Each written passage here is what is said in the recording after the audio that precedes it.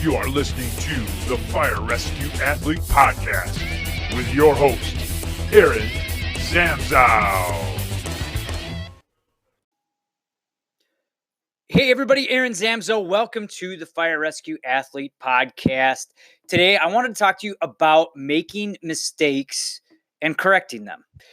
Now, we always try to keep it positive here on the podcast, but I wanted to just address some of the biggest, most critical mistakes I see a lot of firefighters making in their fitness and their workouts. And this just comes from about the 25 plus years that I've been training and working and coaching with athletes, number one, and firefighters, number two. And I see this a lot. And these are kind of attention to detail kind of things that really can go a long way in helping you make progress. So again, today I want to give you five mistakes that I want you to stop making during your workouts. All right. So if you're not seeing progress, you're stuck in a rut, take a look and make sure that you're not falling into these mistakes. All right. The first and biggest mistake I see are firefighters going into firehouse gyms and workout rooms without a plan. You know, I've seen it for hundreds of years. That's obviously emphasizing because I've only been alive for 45 plus. But we see them every day. When I used to work in health clubs, Monday was chest and tri, back and by on Tuesday. Wednesday was leg day, which everybody would skip. Thursday was maybe a little cardio. Friday was arms and abs, and out the door you go. And I would see hundreds, thousands of people do this and not make progress with their fitness. And they would stop working out for a while, then they would come back and do the same thing. And I think the biggest reason for that is that they just didn't have a plan or direction. You know, the other thing that I see are, you know, guys and gals going, hey, what are you going to do today for workout? Oh, I'm going to do back and biceps. Oh, okay, I'll do that with you. And, you know, that's okay because it gets you in the weight room. But big picture wise, are you doing that for their goal or your goal? Or how are you setting that up for the next day and the day after? So biggest mistake I think people make, firefighters make, EMTs make, and medics make about their fitness is that they don't have a plan in place. Personally, I like to set up different workout goals in 8-week increments. The FRF workout plans are set up that same way. Every 8 weeks, we change your program up or encourage you to either do the program again and or add another one. So stop making that mistake. If you're just walking around and aimlessly kind of going half-assed with your workouts, get a plan. So mistake number one, you're not going to make any more. You're going to get a plan. Number two, neglecting certain body parts. How many times have you said, "Oh, I'll do legs next week," or "I'll hit my abs at the end of the workout"? I see this over and over again. You see people overdeveloping their upper body or underdeveloping their upper body. Typically, it's overdeveloping their upper body and skipping leg day, bro. So stop skipping leg day if you do body part training.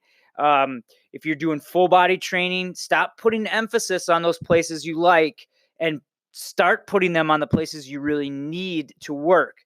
You could do 100 push-ups, but how many body rows can you do?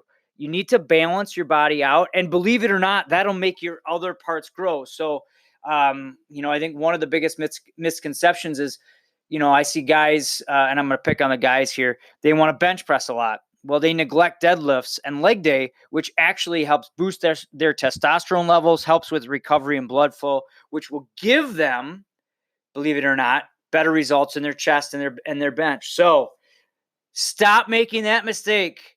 Do leg day, bro. Don't be that guy or gal where you're just, you know, working on that part that you can see and or want to. So number three, you're doing ab work, not core work. 6-pack abs might look great in the calendar, but they don't help you perform on the fire ground.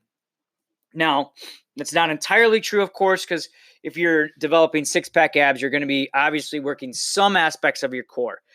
But let me just point out, sit-ups are not necessarily a core exercise. Crunches and sit-ups, again, they'll help you maybe look good, but they may not help you improve your performance because they don't add functional strength.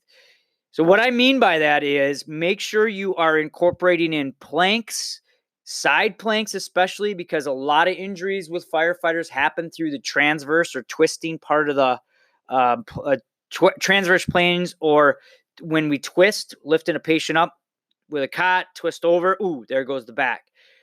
So the other thing I think core also includes glutes and shoulders and even neck. I believe, all those intricate parts that we maybe neglect.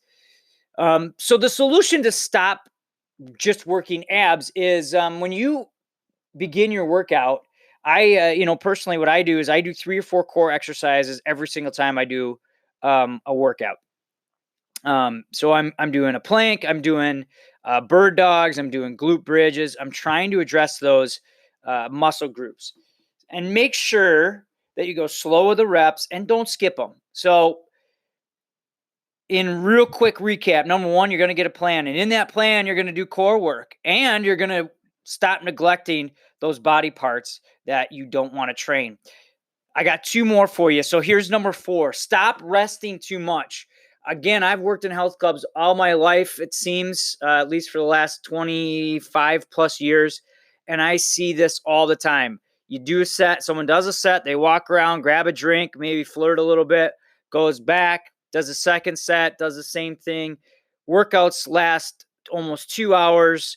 They don't see results because they're not really pushing themselves, number one. And number two, it takes so much time of their day.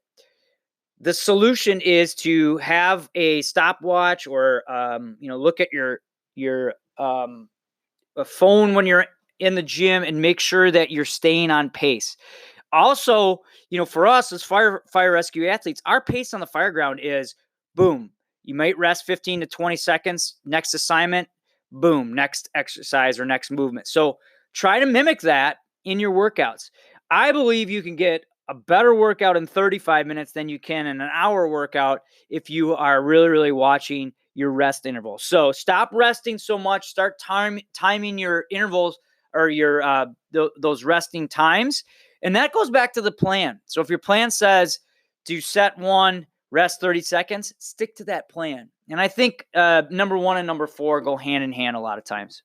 All right, 5th one, big one here. It's so big, I got to get a drink. All right. Number 5, biggest mistake that firefighters make is that you're not working on your mobility and cardio conditioning. It's almost 2 separate things right there. I could have made a 5 and a 6, but I wanted to combine them.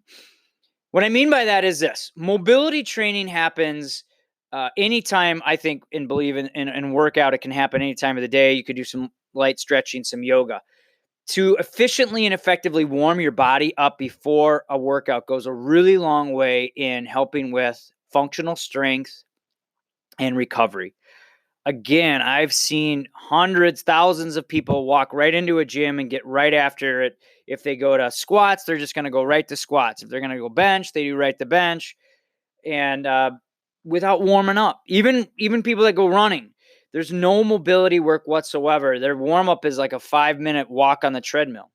So what I am saying here is you need to be a little bit better when you warm up.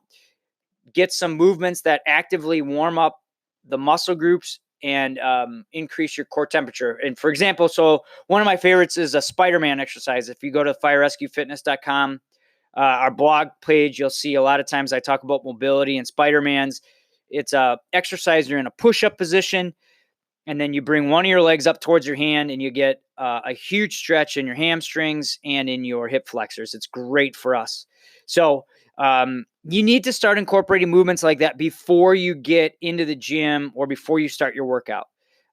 4 to 6 minutes of a couple of movements goes a long way in improving your performance in the workout and out. And again, this is different than static stretching. Static stretching is where you sit and you hold for 20 to 30 seconds. Now that's got its place, but after your workout. So you need to actively warm up, add some foam rolling into that. And we also, I think I got another podcast on that, and I have some information on the firerescuefitness.com website about foam rolling. And then do some static stretching afterwards. That can include yoga, some yoga movements. this mobility will help you improve not only range of motion, but your strength throughout that range of motion. And so the second caveat, the second part of this particular mistake that we're talking about is the cardio conditioning. A lot of times we neglect cardio because it's boring. I'm in that group. But one of the things you can start to do is interval training. I believe interval training really mimics what we do on the fire ground. It's a go, go, go, go, go, stop, catch your breath, go, go, go, go, go, stop, catch your breath. And I believe that intervals can also be, should also be incorporated. And I don't see enough firefighters doing that. One of the best ways to do it is, looking at your plan and how you set up a workout is actively warm up, do your core, do your strength and conditioning that you're going to normally do. And then at the end, just add a quick little 8 to 10 minute, I call them afterburners, where you do fireground related movements. You'll crawl, you'll maybe do some sledges or med ball slams. You'll do some stairs. You can maybe do a static hold. You could do, a burpee, which helps really, really drive your heart rate up.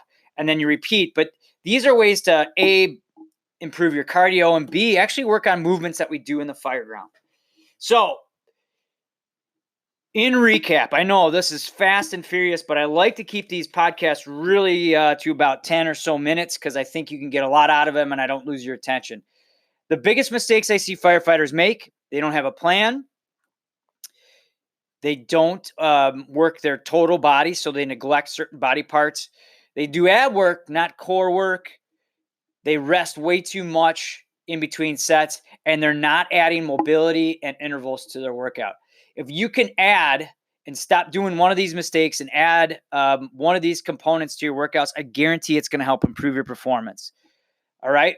So please, if I travel around a lot, if I walk into the weight room, I want to make sure that I see all these different components on here. And if you're a firefighter that you're struggling, you're in a rut, look us up at firerescuefitness.com/workouts. We got programs that incorporate all of these aspects in and make sure that you don't make these mistakes. Okay, Aaron Zamzow here. Thanks for listening to the Fire Rescue Athlete Podcast. Let me know what questions you have, how else I can help you out. We're starting some brand new cool things here at Fire Rescue Fitness. We have some coaching programs available. We got workouts available. I have free workouts on the blog. Anything I can do to help you, let me know. So stay safe, everybody. Take care of each other and get FRF. Thank you for listening to the Fire Rescue Athlete Podcast with your host, Aaron Zamzow. Please tune in again soon for more fitness tips for fire rescue athletes.